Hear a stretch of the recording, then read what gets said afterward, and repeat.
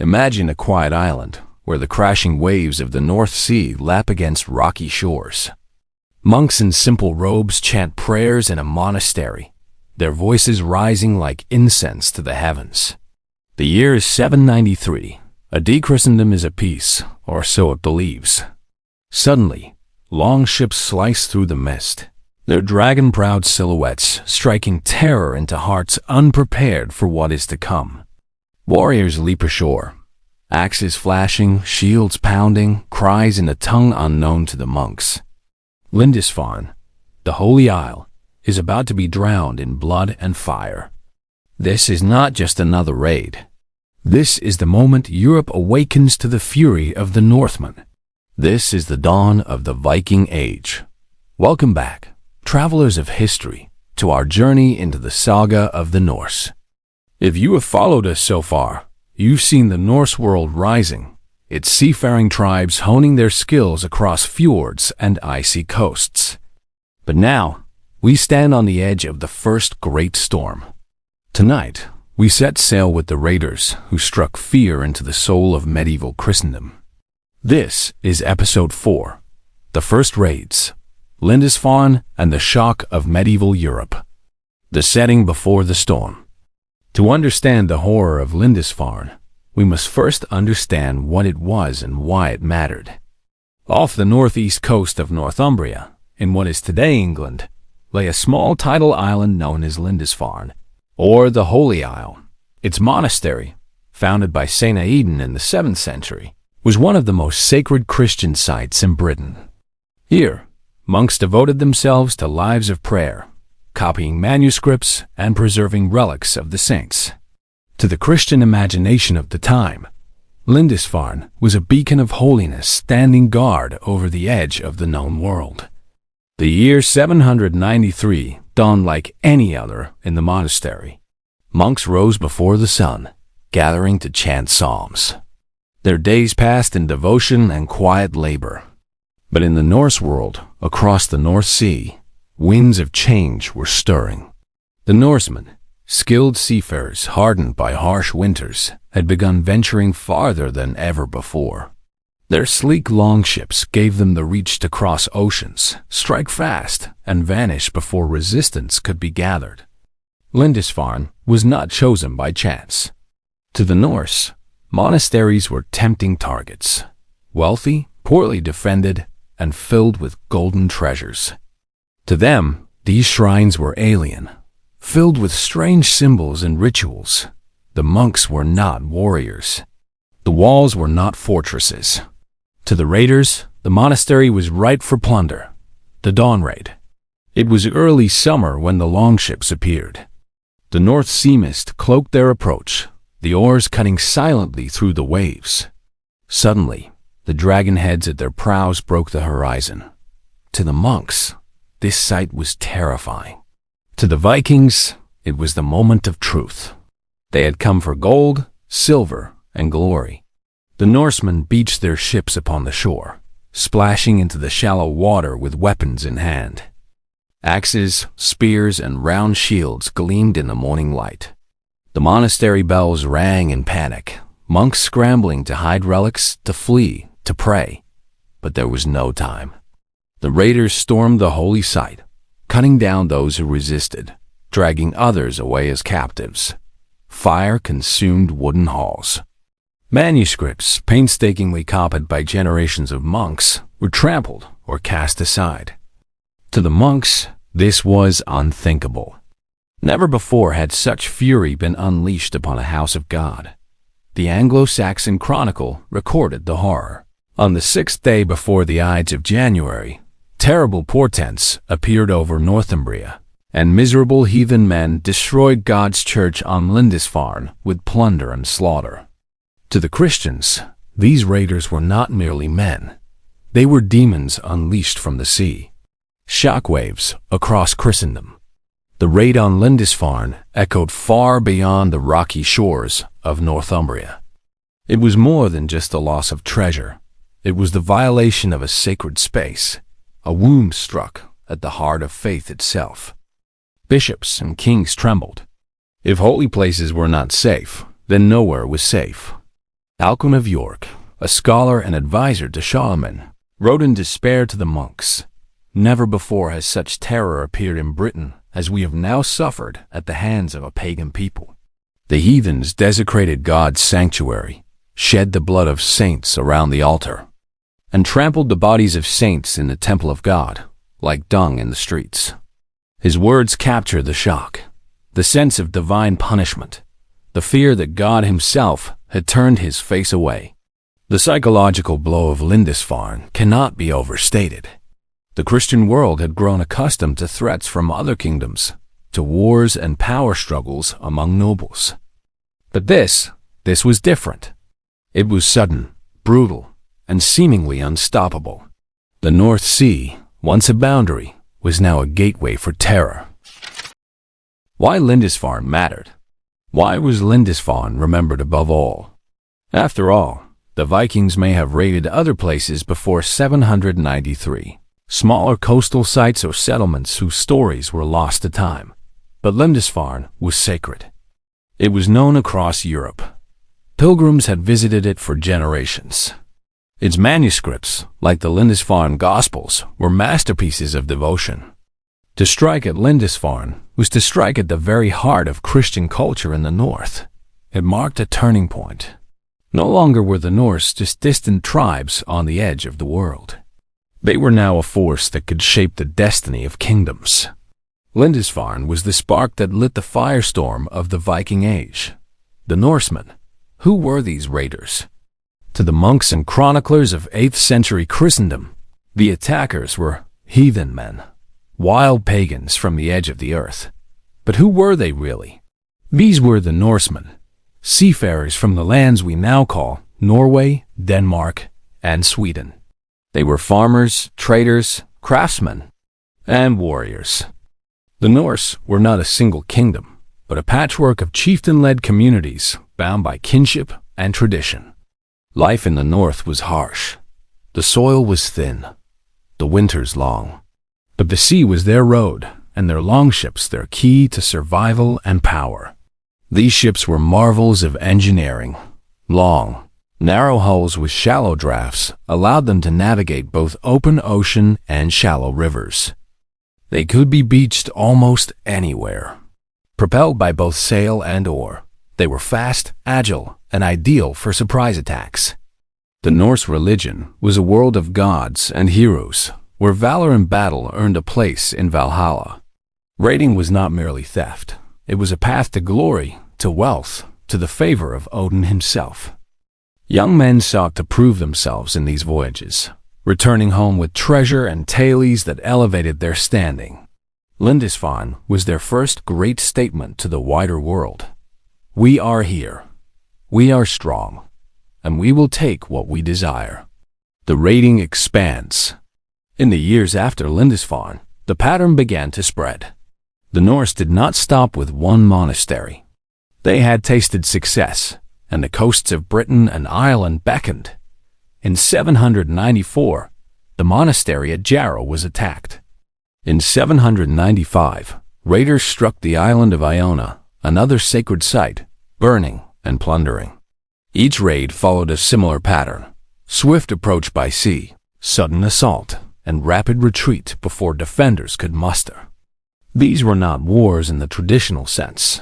They were lightning strikes, designed to extract maximum loot with minimal risk. Monasteries were prime targets. They were wealthy, filled with gold and silver objects used in worship. Chalices, crosses, reliquaries, and often located in isolated, undefended areas. The Norse had no reverence for these Christian symbols. To them, they were just treasure. But soon, the raids began to hit more than just monasteries. Coastal villages and towns found themselves under threat. The Anglo-Saxon Chronicle records repeated attacks, each one sowing more fear. Kings began to consider coastal defenses. Watchtowers were built. Fortified towns, known as burhs, began to appear. Europe takes notice. The shock of Lindisfarne rippled across the continent.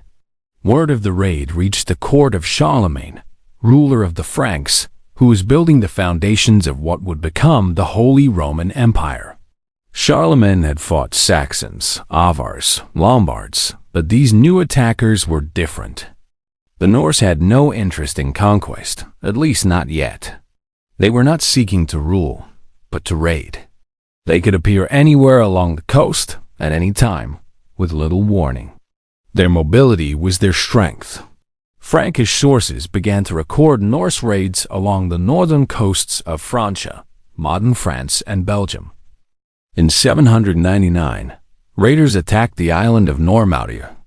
In 810, they sailed up the Seine River, reaching as far as Rouen.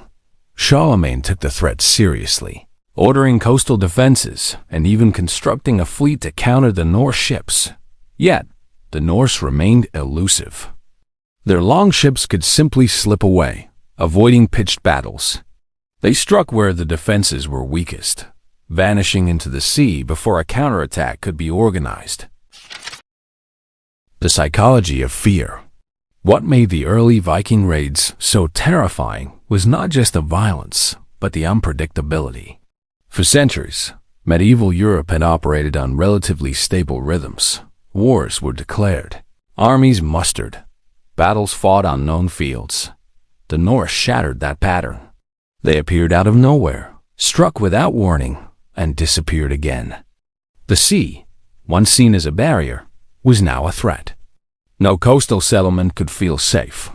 Even inland towns began to fear, as Norse raiders learned to navigate rivers deep into the heart of Europe.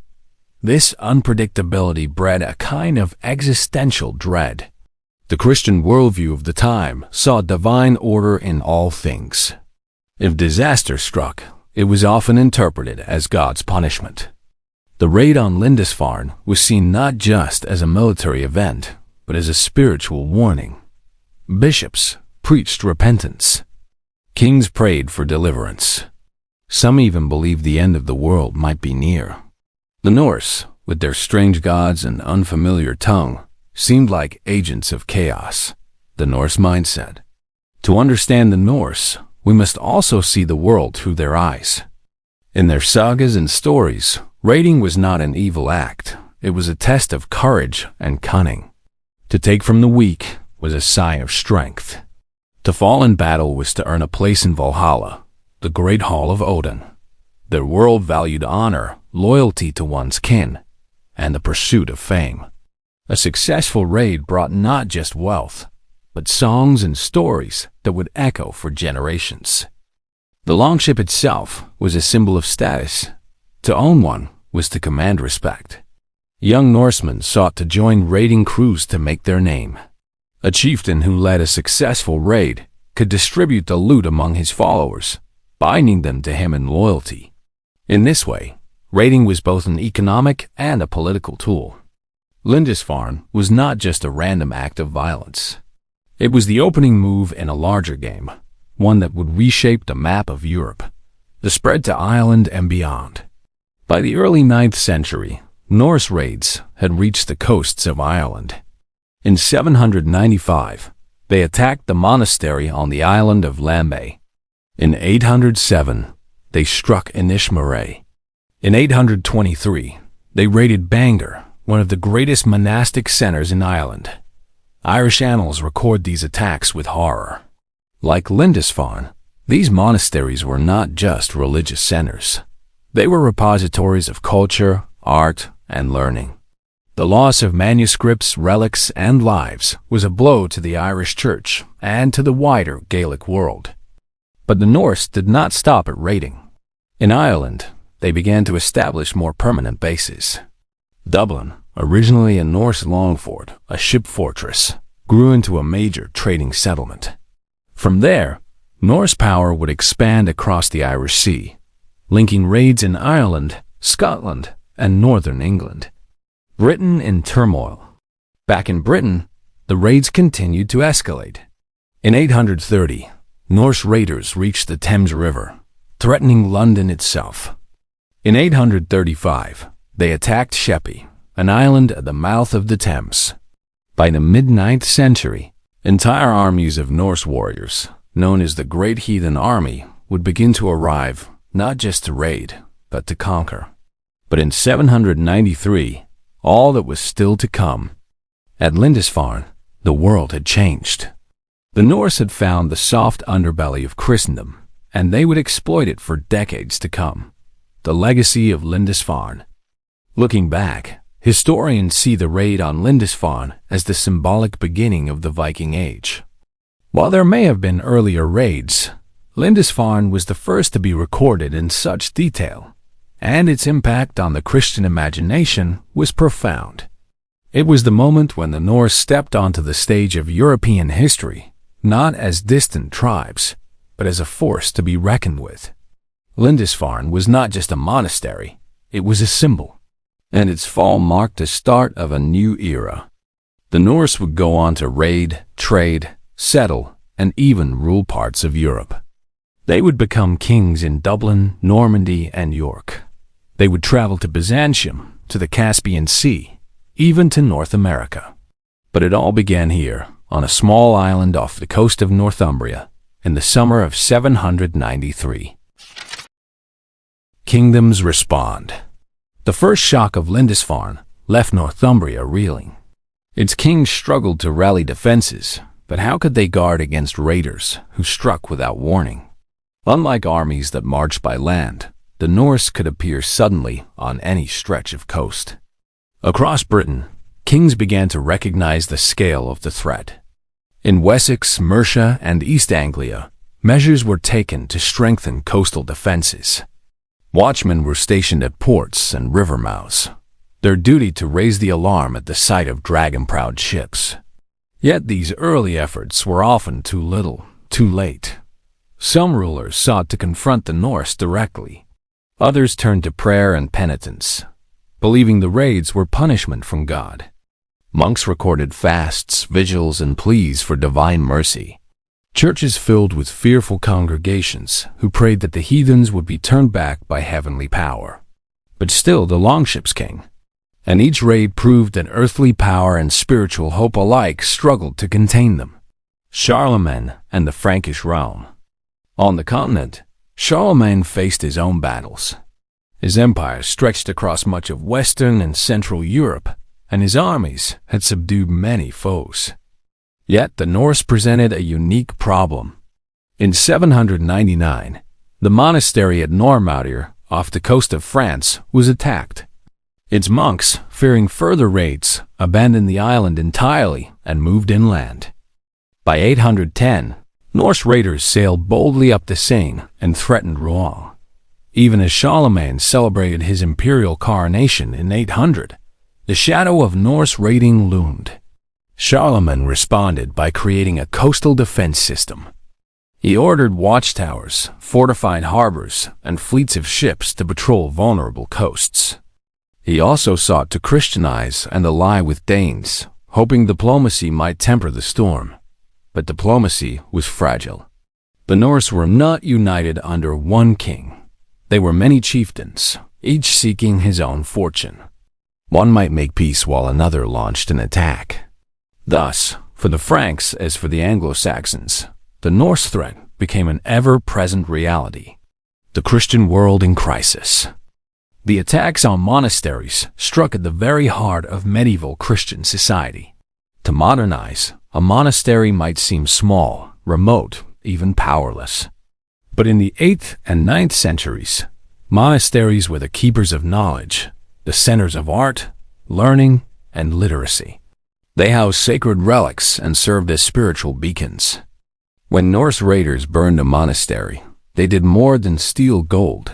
They destroyed manuscripts that had taken lifetimes to create, erased records of saints and kings, and extinguished the light of scholarship in entire regions. The psychological toll was immense. Chroniclers wrote in tones of despair, seeing the raids as signs of the apocalypse. In sermons, bishops warned that sin had brought divine punishment upon the people. Some argued that only deeper devotion and stricter adherence to Christian law could save them from the wrath of God. The Norse, of course, had no such notions.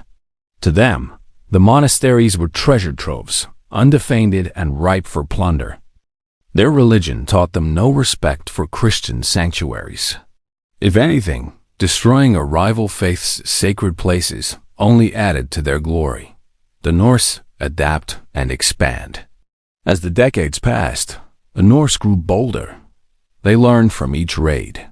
They discovered which coasts were rich and vulnerable, which rivers led deep into prosperous lands, and which kings were slow to respond. In Ireland, they established long forts, fortified ship camps, from which they could launch repeated raids.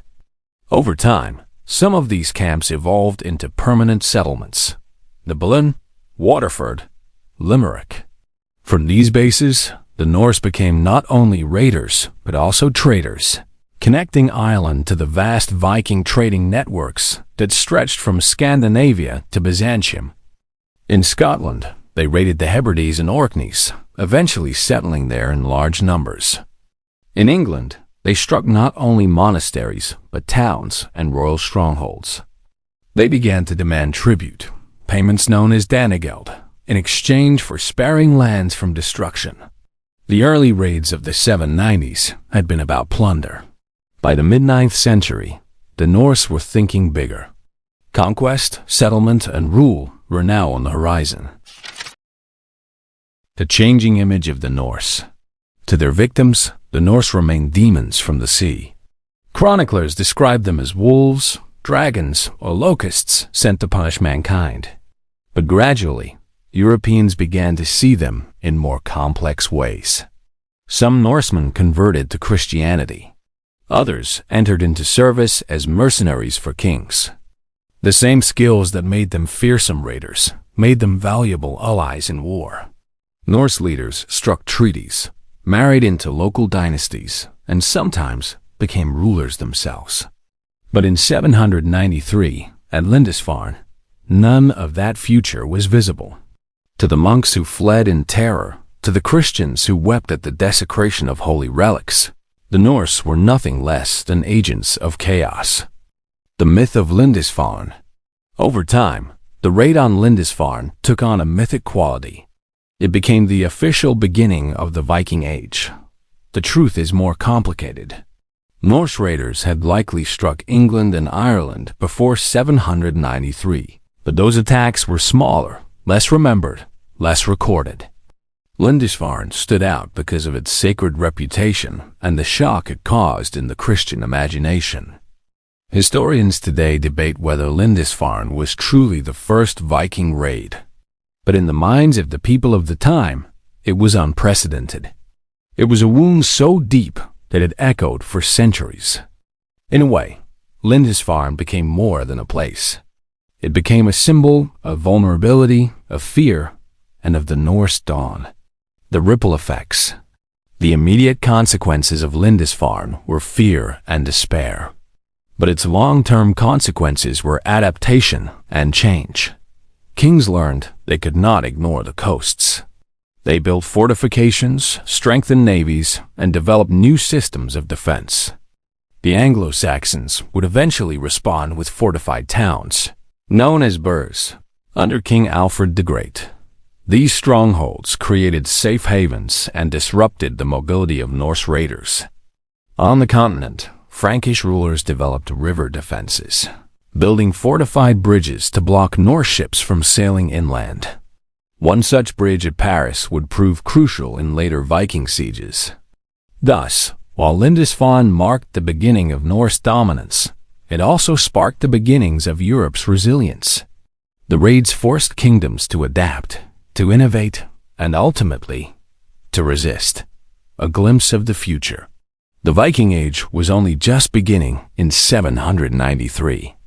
The century to come would see the great heathen army march across England, the founding of Norse kingdoms in Ireland, the birth of Normandy, and the exploration of Iceland, Greenland, and even Vinland in North America. But all of this lay in the future. For the people of 793, the world had been upended overnight. The holy isle of Lindisfarne, once a beacon of Christian faith, had been reduced to ashes and corpses. The monks who survived carried the tale across Christendom. Their words burned with sorrow, But they also preserved the memory of the day when Europe first felt the sting of the Norse. The age begins. The dragonheads had come, the seas no longer protected. And from this moment on, the shadow of the longship would stretch across Europe. The raid on Lindisfarne was not the end. It was only the beginning. The Norse would return, again and again, their sails blotting out the horizon, their axes and swords rewriting the history of nations. And yet, from this crucible of fire and blood, Europe would adapt, kingdoms would rise, and new cultures would be born. This was the dawn of the Viking Age.